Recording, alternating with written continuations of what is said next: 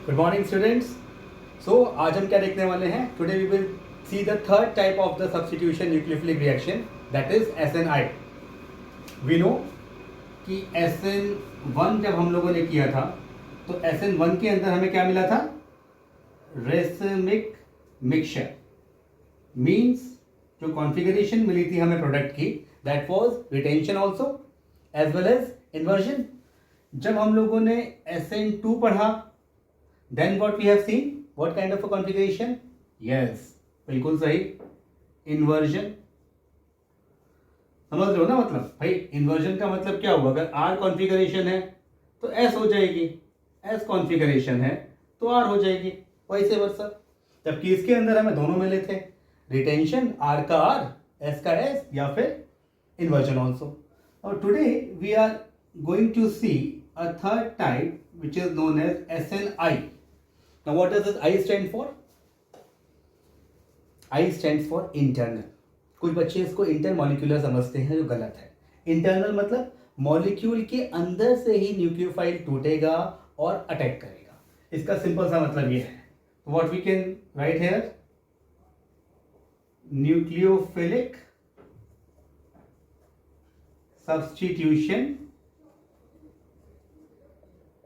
Substitution कैसा? Internal. ये थोड़ा सा मस्त वाला अलग सा स्पेशल केस है, तुमको मज़ा भी आएगा देखने में कि कैसे पहचानोगे कि सर कब होगा ये। तो हम एक एग्जांपल ले लेते हैं। Let's take one chiral carbon having 4 different groups attach, R1 R2 R3, और यहाँ पे लगा हुआ है हमारी प्यारा सा OH ग्रुप एल्कोहल का। ठीक है जी। अब हम ले लेते हैं SOCl2।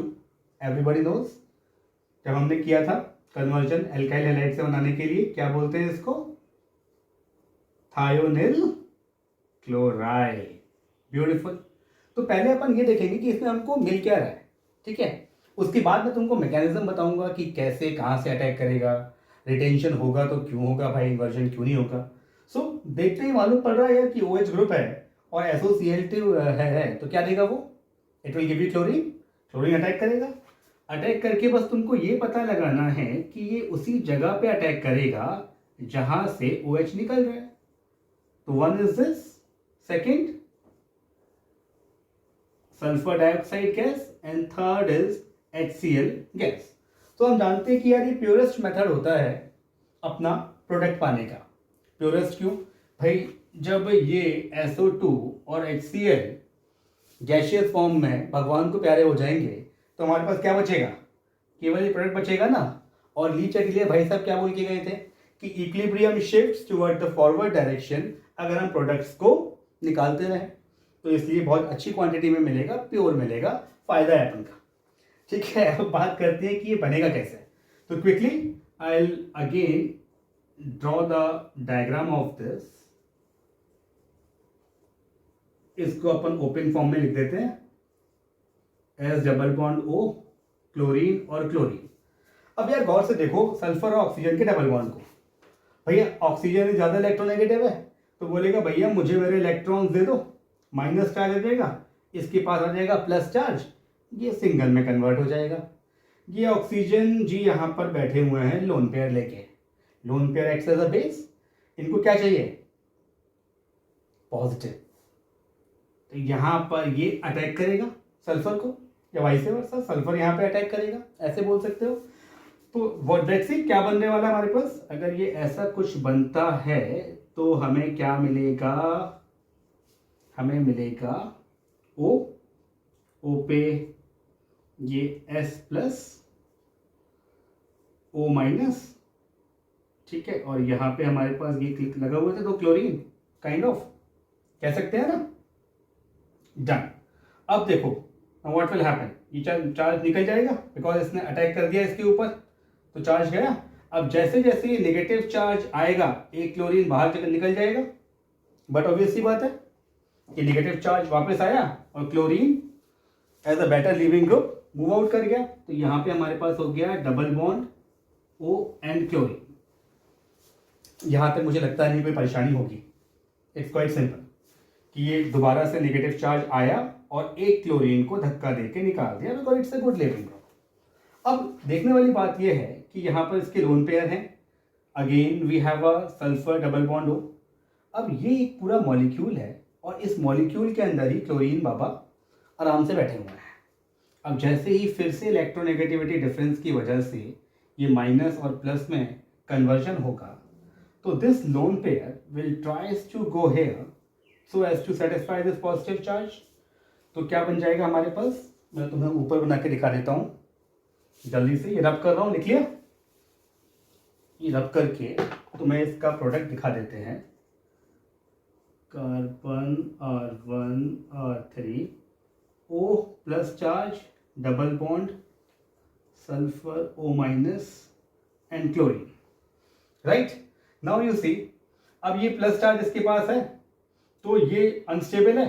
ये क्या करेगा, ये सिग्मा बॉन्ड से बोलेगा भाई मेरी मदद कर दे, मुझे फ्री कर दे। ये यहाँ से लेगा तो ultimately this charge will be on the carbon.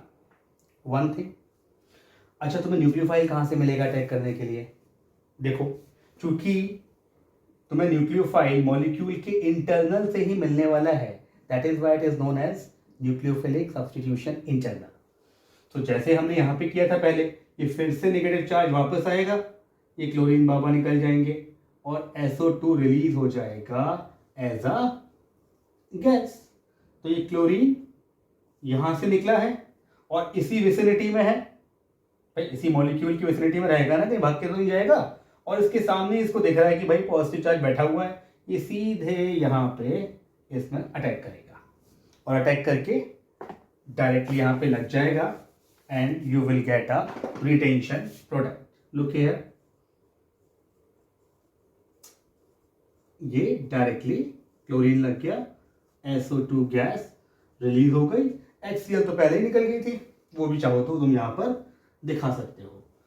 तो इस पूरे घटनाक्रम में मेन बात ये है भैया कि चूंकि क्लोरीन एक तो अंदर ही था, मॉलिक्यूल के अंदर ही, कहीं बाहर से नहीं आया, दैट इज वाई इंटरनल, और इसी विसिनिटी में था और जहां से OH निकला उसी जगह पे अटैक किया। So we have the configuration known as retention of configuration.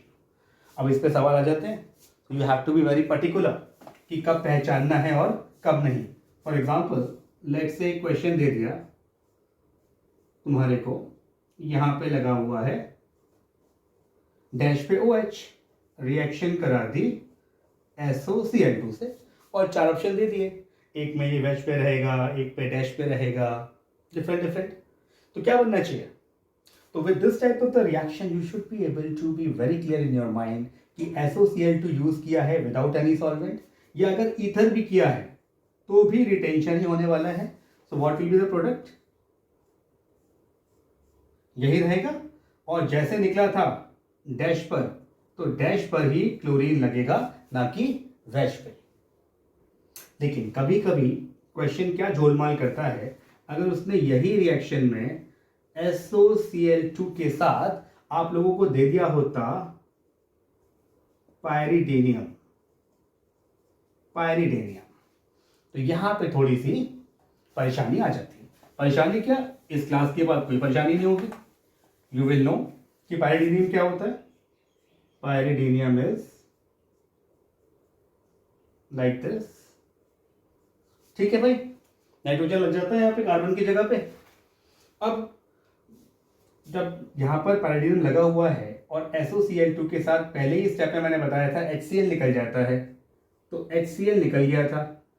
अब HCl देगा H+, नाइट्रोजन के lone pair will act as a base, simple यार, एसिड और base.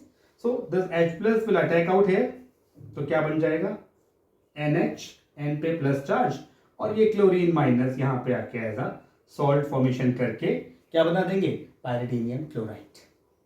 Now when the pyridinium chloride बन जाता है, तो जो मैंने तुम्हें एग्जांपल अभी बताया था, जो हम अभी कर रहे थे, कार्बोकैटायन बन गया था, रिमेंबर यहाँ पे। सो नाउ अब जो ये अटैक होगा, यहाँ पे वो लगा हुआ था ना ओ, ये बनता जा रहा था, तो नाउ इसको मैं ऐसे डॉट से दिखा देता हूँ। Now the attack is from the back side and not from the front side, because एक तो पायरिडीनियम बल्कि है, स्टीयरिक हिंड्रेंस है सामने, तो मॉलिक्यूल को आगे से रिएक्ट ही नहीं करने देगा। तो क्लोरीन को जैसे ही मौका मिलेगा this chlorine ion will attack from the back side, और जब पीछे से अटैक होता है तो याद करो कौन सी कॉन्फ़िगरेशन आती है? Yes exactly, you will get the complete inversion of configuration. अगर आर है तो एस हो जाएगा, एस है तो आर हो जाएगा। ठीक है, क्लियर हुआ? कोई डाउट? इंटरनल क्यों है, कॉन्फ़िगरेशंस कैसे होती हैं, सॉल्वेंट्स ध्यान रखना, ईथर है, CS2 है तो नॉर्मल तुम्हारा रिटेंशन ही मिलेगा SNI में, लेकिन अगर पैरिडीनियम है तो उसका रोल क्यों होगा, इन्वर्जन कैसे आएगा, दीज फैक्ट कुछ फंडामेंटल लॉजिकल क्वेश्चंस तुम्हें आने चाहिए। चलो ओके, थैंक यू।